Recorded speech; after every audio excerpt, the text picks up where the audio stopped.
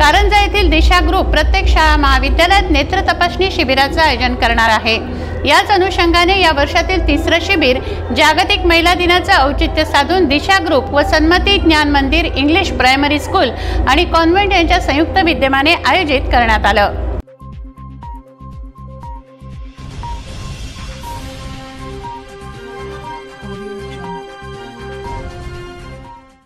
आजच्या डिजिटल युगामुळे विद्यार्थी मोबाईल व टीव्ही याचा वापर जास्त करत आहे। त्यामुळे विद्यार्थ्यांच्या डोळ्यावर त्याचे दुष्परिणाम होत आहेत।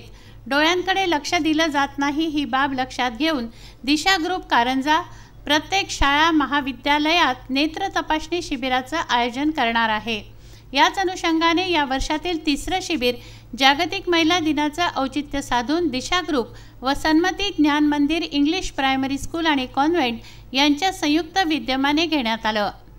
या कार्यक्रमाला संस्थेचे राजकुमार चौरे, सुधा चौरे, डॉक्टर स्नेहल डोणगावकर, डॉक्टर कविता मिसाळ, डॉक्टर अजय कांत, दिशाचे हिमांशु बंड, अभिषेक दुबे, प्रज्वल गुलालकरी व्यासपीठावर उपस्थित होते। यावेळी डॉक्टर अजय कांत यांनी दिशाच्या कार्याची माहिती उपस्थित विद्यार्थ्यांना दिली। जास्तीत जास्त विद्यार्थ्यांनी तसेच पालक यांना नेत्रदान चळवळीत सहभागी होऊन नेत्रदान चळवळीला सहकार्य करावं असं आवाहन डॉक्टर कविता मिसाळ यांनी केलं। संस्थेचे राजकुमार चौरे, सुधा चौरे यांच्या शुभ हस्ते नेत्र तपासणी शिबिराचं उद्घाटन करण्यात आलं।